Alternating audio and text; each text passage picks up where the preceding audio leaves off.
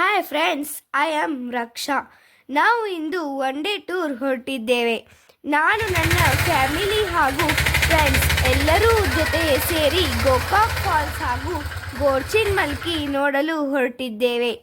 ನಮ್ಮ ಕರ್ನಾಟಕ ರಾಜ್ಯವು ಪ್ರವಾಸಿಗರ ಪಾಲಿಗೆ ಸ್ವರ್ಗ ಎಂದು ಹೇಳಬಹುದು. ನಮ್ಮ ಕರುನಾಡಿನಲ್ಲಿ ಎಲ್ಲ ತರಹದ ಪ್ರವಾಸ ತಾಣಗಳ ಪಟ್ಟಿಯೇ ಇದೆ. ನಮ್ಮ ನಾಡಿನಲ್ಲಿರೋ ಒಂದೊಂದು ಊರು ಒಂದೊಂದು ವಿಶಿಷ್ಟತೆ ಹೊಂದಿವೆ. ಅದರಲ್ಲೂ ಕರದಂಟಿಗೆ ಹೆಸರಾದ ಗೋಕಾಕ್ದಲ್ಲಿ ನೋಡಲು ಸುಂದರವಾದ ಜಲಪಾತವಿದೆ. ಒಂದು ಕಾಲದಲ್ಲಿ ಬಾದಾಮಿ ಚಾಲುಕ್ಯರು, ಕಲ್ಯಾಣದ ಚಾಲುಕ್ಯರು, ರಟ್ಟರು, ಸವಣೂರಿನ ನವಾಬರು, ಕಿತ್ತೂರು ಸಂಸ್ಥಾನ ಹಾಗೂ ಕೆಲಕಾಲ ಮರಾಠ ಪೇಶ್ವೆಗಳ ಆಳ್ವಿಕೆಯನ್ನು ಕಂಡಿದೆ. ಗೋಕಾಕ್ ಜಲಪಾತವು ಕರ್ನಾಟಕದ ಪ್ರಮುಖ ಜಲಪಾತಗಳಲ್ಲಿ ಒಂದಾಗಿದೆ. ಇದನ್ನು ನಯಗರ ಜಲಪಾತ ಎಂದು ಕರೆಯುತ್ತಾರೆ. ಸಹ್ಯಾದ್ರಿ ಪರ್ವತ ಶ್ರೇಣಿಯಲ್ಲಿ ಉದ್ಭವಿಸುವ ಘಟಪ್ರಭಾ ನದಿಯು ಸೃಷ್ಟಿಸಿರುವ ಅದ್ಭುತಗಳಲ್ಲಿ ಈ ಜಲಪಾತವು ಒಂದಾಗಿದೆ. ಇಲ್ಲಿ ನೀರು ಬಂಡೆಗಳ ಮೇಲಿಂದ 52 ಮೀಟರ್ ಎತ್ತರದಿಂದ ಧುಮುಕಿ ಹರಿಯುತ್ತದೆ.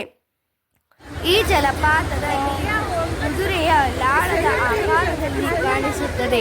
ಈ ಜಲಪಾತವು 177 ಮೀಟರ್ ನಷ್ಟು ಅಗಲವಾಗಿದೆ. 201 ಮೀಟರ್ ಸೇತುವೆ ಹೊಂದಿದೆ. ಮಳೆಗಾಲದಲ್ಲಿ ಈ ಜಲಪಾತವು ಮೈದುಂಬಿ ಹರಿಯುತ್ತದೆ. ಆ ಸೊಬಗು ನೋಡಲು ರಮಣೀಯವಾಗಿದೆ. ಈ ಜಲಪಾತದ ತಳದಲ್ಲಿ ಜಲವಿದ್ಯುತ್ ಸ್ಥಾವರ ಇದೆ. ಇಲ್ಲಿ ಪುರಾತನವಾದ ಮಹಲಿಂಗೇಶ್ವರ ದೇವಸ್ಥಾನವಿದೆ. ಈ ದೇವಾಲಯವನ್ನು ರಟ್ಟ ಸಾಮ್ರಾಜ್ಯದ ರಾಜನಾಗಿದ್ದ 3ನೇ ಕಾರ್ತವೀರ್ಯ ನಿರ್ಮಿಸಿದನು. ಇಲ್ಲಿ ಸುಂದರವಾದ ಉದ್ಯಾನವನವಿದೆ. ಗೋಕಾಕ್ ಜಲಪಾತವು ಬೆಳಗಾವಿಯಿಂದ 71.8 ಕಿಲೋಮೀಟರ್, ಗೋಕಾಕ್ ಪಟ್ಟಣದಿಂದ 14.8 ಕಿಲೋಮೀಟರ್ ದೂರದಲ್ಲಿದೆ. ಇನ್ನು ಗೋರ್ಚಿನ್ಮಲ್ಕಿ, ನಾವೆಲ್ಲರೂ ಈಗ ಗೋರ್ಚಿನ್ಮಲ್ಕಿ ಫಾಲ್ಸ್ ನೋಡಲು ಹೊರಟಿದ್ದೇವೆ. ಇದು ಗೋಕಾಕ್ ಫಾಲ್ಸ್ನಿಂದ 15 ಕಿಲೋಮೀಟರ್ ಅಂತರದಲ್ಲಿರುವ ಸುಂದರವಾದ ಜಲಪಾತ.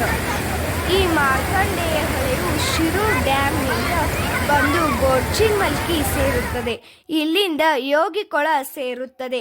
ನಂತರ ಮತ್ತೆ ಗೋಕಾಕ್ ಹೊಳೆ ಕೂಡುತ್ತದೆ. ಈ ಜಲಪಾತ ನೀರು ಹಾಲು ಹರಿದ ಹಾಗೆ ಹರಿಯುತ್ತದೆ. ನೋಡಲು ಕಣ್ಣಿಗೆ ರಮಣೀಯವಾಗಿದೆ. ನೀವು ಒಂದು ಸಾರಿಯಾದರೂ ಈ ಜಲಪಾತಗಳಿಗೆ ಭೇಟಿ ನೀಡಿ. By friends.